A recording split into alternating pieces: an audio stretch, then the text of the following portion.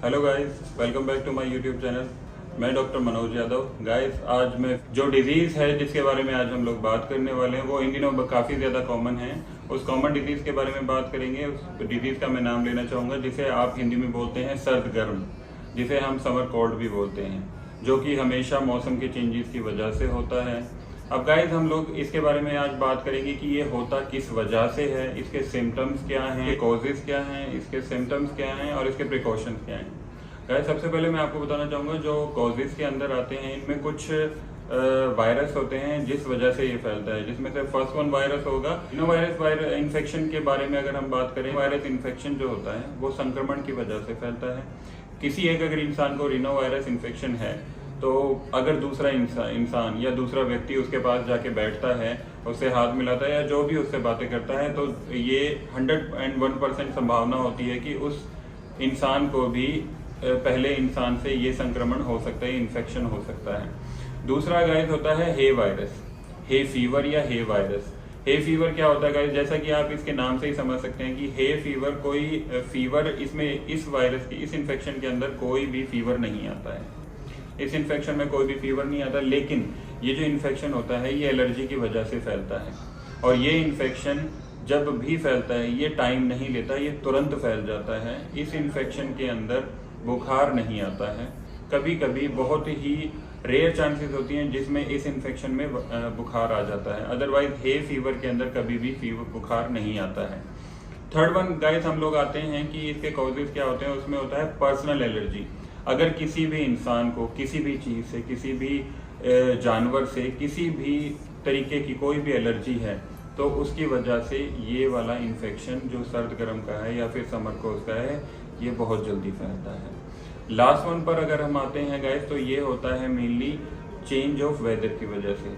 Change of weather में क्या होता है, जैसे ही हमारी सर्दियां हैं वो छोड़ के जब हम गर्मी के अंदर एंटर होते हैं, जब हमारा वेदर एंटर होता है गर्मी के अंदर, उस टाइम के अंदर हमें सर्द गर्म बहुत ज़्यादा होने लग जाता है। ये मैक्सिमम मार्च और अप्रैल में स्टार्ट होता है। उसके बाद ये 2-3 महीने रहता है। 2-3 महीने के बाद में फिर गैप आता है। गैप होने के बाद में फिर से स्टार्ट हो जाता है। जैसे कि गैप आएगा आपके जून और जुलाई का।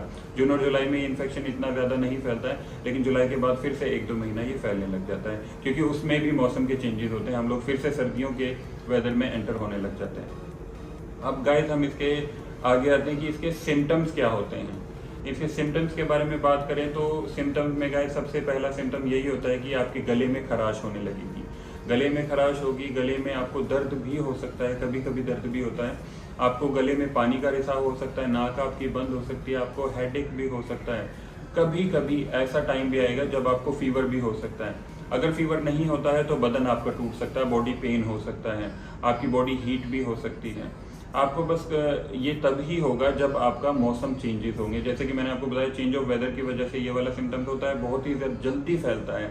तो जब भी आपको ऐसा लगता है तो गाइस, सबसे पहले आप अपने डॉक्टर की सलाह लीजिए, डॉक्टर का परामर्श लीजिए कि हमें क्या प्रॉब्लम है। आप अपने टेस्ट कराइए और अपना ट्रीटमेंट स्टार्ट कीजिए रिस्पेक्टिवली। गाइस, हम सबसे पहले अब इसके प्रिकॉशंस के बारे में आते हैं। प्रिकॉशंस के बारे अंदर गाइस की क्या करना होता है, हमें सबसे ज़्यादा पानी पीना चाहिए। इसमें ड्राइनेस हो जाती है, आपका गला सूखने लगता है, तो आपको पानी बार बार पीने का मन करेगा। जब भी आपको बार बार पानी पीने का मन करेगा, आपको कोल्ड एंड फीवर दोनों हो सकते हैं। आपको हेल्दी डाइट खानी पड़ेगी। आप कोशिश कीजिए कि अगर आप कहीं पर जा रहे हैं और एसी में बैठे हैं, एसी की गाड़ी में बैठे हैं, तो आप अगर मान लीजिए अपनी डेस्टिनेशन पर पहुंचने वाले हैं तो 5 से 10 मिनट पहले आपका एसी आप बंद कर दीजिए, ताकि जो क्लाइमेट है, बाहर का जो क्लाइमेट है, बाहर का जो एनवायरनमेंट है, वो आपकी बॉडी उसके अकॉर्डिंग अपने आप को ढाल सके। तो ये चेंजेस आपको करने पड़ेंगे। अगर जब कभी आपको पसीना आया हुआ है या फिर बहुत ही ज़्यादा गर्मी लग रही है, उसी टाइम आपने ठंडा कोल्ड ड्रिंक वगैरह या फिर ठंडा पानी या फिर नॉर्मल पानी भी नहीं पीना है। कुछ टाइम बैठने के बाद में फिर आपने पानी पीना है।